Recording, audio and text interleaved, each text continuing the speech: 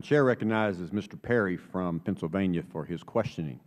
Mr. Perry. Thank you, Mr. Chairman. Mr. Hochberg, in your prepared testimony, you state that XM fills gaps when the private sector is unable or unwilling to provide financing for U.S. exports, and a particularly important role for small business, of which there are several in the district I represent. What would you say your proportion of XM financing goes to small business? Well, it's 90% of the transactions, and last year 39% of the exports we financed were shipped directly from small businesses. And then, of course, there are many other small businesses in the supply chain of larger companies. Let me ask you this. How does XM define small business? We follow the Small Business Administration's definition. So however the SBA, and I was at that agency in the 1990s, they define what a small business is, and we use their definition. Which is? Well, it varies industry by industry. Basically, it's 500 employees or less, or a net worth of $15 million or less, but it does have some variation depending on unique industrial classification. I'll go with you on the 500 employees, but it's my understanding that XM defines small business as having fewer than 1,500 employees, which skews the ratios then. What can you elucidate about that? We follow precisely the SBA definition. We do not have any, there's no variance whatsoever between our definition and the SBA's definition. All right, hold you to that in the future. Mr. Gutierrez, a former Export-Import Bank loan officer, of course, pled guilty to taking more than $78,000 in bribes for fast-tracking unqualified loan applications for approval. And he also admitted that in one case he ignored that a company had defaulted in 10 prior deals backed by XM at the cost of $20 million. $20 million is real money to me, real money to taxpayers, but still recommended the company for approval. I guarantee if I default on one loan, on one, much less than $20 million, I'm out at the bank. I'm out.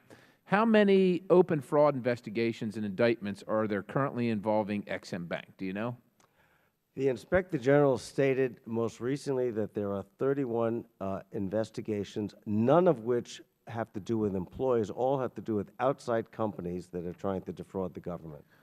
And I understand that. Well, let me ask you that in this vein then, because I think sometimes we hear that it's, and there's plenty of anecdotes on either side, but some in particular is the appearance of some kind of professional nepotism when we look at former New Mexico Governor Bill Richardson regarding his association with the Spanish energy company Abengoa's International Advisory Board.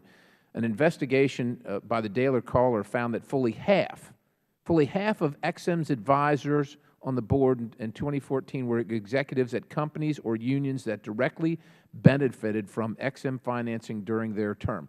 What is XM's plan to fix that? Well, sir, or shouldn't there be a plan?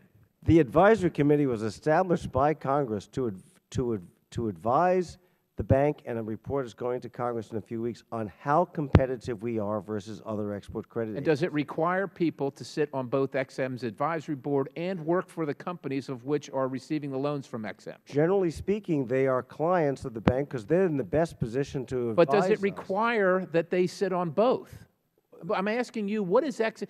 Congress requires an advisory board, but what is XM doing to ensure that there's not a quid pro quo, that there's not someone on both sides of the arrangement putting taxpayer dollars in peril? There are strict ethical rules in place that none of them influence whatsoever any transaction. Do you believe that none of them influence that? Absolutely. I sleep with my wife. Do you think she doesn't influence me on my daily decisions regarding my children, my bank account, or what clothes? I'm serious. Do you believe that? Well, and do you think it deserves further scrutiny in that regard? Every advisory committee member is fully vetted. We have a full ethics briefing. All right. None of them have anything to do with you. any transactions whatsoever. Let me ask you this. Why does XM understate the risk regarding being tied to Treasury securities, and it kind of inflates the appearance of profit because you don't consider the changes in the market based on Treasury securities? Why does XM do that particularly? I'm not following your question, sir. We completely comply with U.S. accounting rules, FCRA.